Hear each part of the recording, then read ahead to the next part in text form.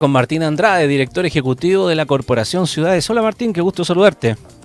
Igualmente, Ramón, saludos a todos por allá en un tema súper interesante que antes más bien se conversaba y típicas conversaciones de pasillo como una novedad al tema de la desalación del agua, y hoy día es una realidad no solamente en Chile sino que a nivel mundial, y esto se da en un contexto muy interesante porque en el fondo, como sabemos, producto del cambio climático hay muchas zonas que históricamente dependían del agua lluvia para, en el fondo, al suministrar el agua potable y los usos en general, y hoy día en muchos casos ha disminuido más de un 30%. Hay que recordar también que nuestro querido planeta Tierra, prácticamente el 98% del agua disponible es salada, muy poquita dulce, y por tanto es un recurso muy escaso. Y hoy día en el mundo existen más de 15.000 plantas de desalinización. Ya hoy día hay más de 100 países que tienen plantas de desalinización, y que de alguna forma ha ido aumentando el conocimiento y también la eficiencia de sistemas que antes eran costosos, que también era complejo, sobre todo por la cantidad de energía que necesitaban, y que hoy día, gracias a la tecnología, ha permitido que esto siga creciendo. Y hoy día en Chile es muy interesante ver cómo hoy día existen más de 24 plantas ya en operación desalinizadoras. Si uno analiza, ahí con nuestro querido periodista Leo Paz, estuvimos analizando, hay más de 15 proyectos en desarrollo, en distintas etapas y en distintos lugares de Chile. Uno se imagina que las plantas de desalinización solamente están en el norte de Chile. Hay muchas plantas en proceso que están en Magallanes, a propósito de lo que está pasando ahí con el hidrógeno verde, porque el volumen de los proyectos que se esperan realizar requieren volúmenes de agua, porque uno podría decir, pero ¿cómo si en Magallanes hay muchísima agua? ¿Por qué vamos a estar sacando agua al mar? O sea, es así la cantidad de agua que se requiere. Así que un tema bien interesante, porque este tema de la escasez de agua no solamente ha generado problemas, digamos, aislados, sino que se habla también de una verdadera migración climática. O sea, muchas personas que, producto de la dependencia del agua lluvia, producto de la acidificación de algunas zonas, han tenido que mudarse de zona, en algunos casos de países, y esto mismo nos ha pasado en Chile. No sé si recuerda ahí, Ramón, lo que pasó en Monte Patria, donde prácticamente 5.000 habitantes de 15.000 tuvieron que emigrar producto de la pobreza que se estaba generando ahí, la falta de empleo producto de la desertificación, porque claro, lamentablemente estos casos, el cambio climático afecta muchas veces a la población más vulnerable. O sea, muchas de estas plantas que hoy día existen en el mundo se encuentran en países con mayores recursos, de hecho el 70% de ellas están ahí, así que nada, un desafío país que también necesitamos abordarlo a través de las leyes. O sea, hoy día no existe una ley para poder, si bien se están construyendo muchas y existen muchas, más bien hoy día lo que tenemos es que se ejecutan a través de la ley de concesiones. Entonces, hay hoy día una ley que está en curso, que se espera que regule también y genere un marco normativo para que, está bien, una tecnología que se está surgiendo y que, a propósito de la gran, ¿no es cierto?, faja costera que tiene Chile, puede ayudar a viabilizar muchos proyectos y no solamente ser útil para la minería o para la industria, sino que también para el consumo de agua potable de la población.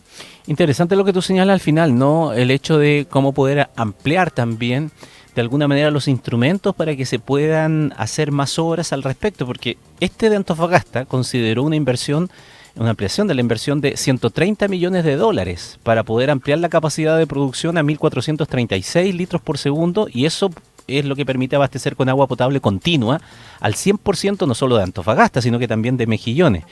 Y lo que estaba viendo, y que alguna vez también hemos conversado en otra ocasión aquí en el mismo programa, es lo que está sucediendo con el proyecto de Coquimbo. Pero claro, esa también es una licitación de esa desaladora de Coquimbo por un monto total de $350 millones. Son cifras y son inversiones importantes, cuantiosas, pero para el retorno que tiene, y evidentemente con el tiempo, antes esto era mucho más costosa. Así es, o sea, hay que pensar, por ejemplo, si uno analiza otros países, o sea, prácticamente, por ejemplo, ahí en Arabia Saudita, prácticamente de 5 litros que se generan para consumo humano, 4 son de producto de la desalinización, o en el caso de Israel, o Estados Unidos, Marruecos, o el mismo California, que es el lugar donde justamente se pronunció uno de los métodos más conocidos, que es el sistema de osmosis inversa. Entonces, esto es algo que efectivamente se está avanzando, pero claro, aún así claro, los costos son súper elevados y por tanto aquí las alianzas público-privadas, el trabajo que se puede hacer en esta materia y ojalá, Ramón, en forma coordinada a través de esta propuesta de ley que se quiere sacar, es súper importante. Ya no tenemos una política nacional con respecto al tema, no hay definiciones, por ejemplo, que se hacen con las aguas resultantes, hay todo también cierto conocimiento, pero sobre los impactos medioambientales de estos proyectos, que es importante también cautelar si uno quisiera seguirlo generando más, y por lo mismo también qué tipos de proyectos debiesen pasar a evaluación de impacto ambiental. Así que muchos temas que obviamente se necesitan ser tratados en un mecanismo que es bien extraordinario en términos de cómo puede estar viabilizando no solamente la industria, sino que también haciendo frente al fenómeno del cambio climático. Ahora, desde ese punto de vista, lo que estamos realizando en nuestro país, tú das cuenta de otras naciones que, producto de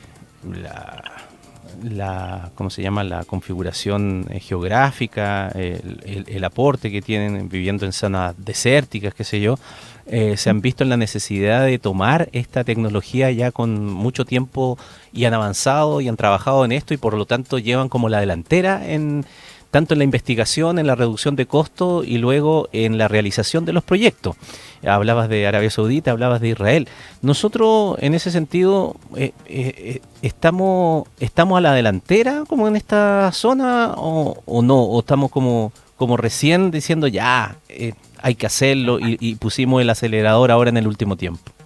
Sí, yo diría que es un poco lo último, Ramón. Lo que uno ve, yo creo que hoy día en Sudamérica ciertamente se está tomando un liderazgo y se ve que esto se está haciendo en forma coordinada. Es bien interesante también la cantidad de seminarios donde se están compartiendo experiencias en este trabajo y de alguna forma también el interés y la validación política. Una de las primeras medidas justamente que hizo el presidente Boric y anunció en su momento fue justamente hacer ajustes en algunas de las leyes para poder permitir, sobre todo en este caso del MOP, para poder permitir que en el fondo se generaran obras que no solamente pudieran permitirse generar concesiones para obras de riego, sino que también para el consumo humano. Y es a partir de eso entonces, que es una legislación que parte del año 2023, que está permitiendo esta viabilidad y tal como tú planteas, Ramón, como esta aceleración de proyectos, y yo siento que tiene que ir de la mano, como comentamos, también con una nueva legislación, porque quizás estamos avanzando muy rápido, pero la pregunta, lo que hablamos, ¿qué pasa con la sustentabilidad en torno a esto? ¿Qué pasa en la relación de esta industria con los bordes? ¿Qué pasa también cómo se distribuye el agua? Porque el costo en general sigue siendo alto, pero puede ser mucho más alto el costo de transporte de esta agua que se capta desde el mar, pero eventualmente hay muchos pueblos que están más al interior que requieren de esta agua. ¿Y cómo se va a hacer eso? En fin, un montón de derivadas y campos que es necesario que también sigamos avanzando en el país, que tal como decíamos, era más bien algo como novedoso, pero que hoy día ya es una realidad y que vemos en ciudades como Antofagasta que están en la delantera y en términos de abastecerse hoy día ya un 100% con agua desalada. Sí, proyectos novedosos que pasan ahora hacia el impacto en la población directamente tal en el consumo del agua para la gente. ¿Por qué lo digo? Porque al principio estaba esto muy radicado también en los trabajos de las mineras, ¿no? Tenía un dato acá, por aquí lo estaba encontrando, a ver, aquí está. Según los datos facilitados por el Servicio de Evaluación de Impacto Ambiental, por ejemplo, 28 proyectos presentados entre el 2003 y el 2022, dejando fuera estos últimos, ¿no? Pero en ese decenio, producto de la calificación, 25 fueron aceptados, de 28 que fueron ingresados, 25 fueron aceptados, 3 rechazados, todos asociados a la industria minera. Y allí también hay una discusión respecto de esas normativas que tú señalabas, ¿no? Que los instrumentos legales que existan para que también, de otras cosas que hemos hablado tanto, de la permisología y que los trámites y la inversión y todo eso no se demore al eterno, sino que sean proyectos que puedan desarrollarse más o menos rápidamente porque las necesidades son urgentes. Pero ahí hay un catastro, ¿no? Por lo menos de lo que ha sido las evaluaciones desde el punto de vista ambiental de estos proyectos que han sido en los últimos 10, 15 años aprobados en nuestro país y que seguramente podrían sumar más con la inyección de interés desde el mundo público y a través del Ministerio de Obras Públicas para realizar licitaciones. Así que interesantísimo el tema. Martín Andrade, director ejecutivo de la Corporación Ciudades, como siempre un agrado, un abrazo, que estés muy bien. Un abrazo, Ramón. Chao, chao.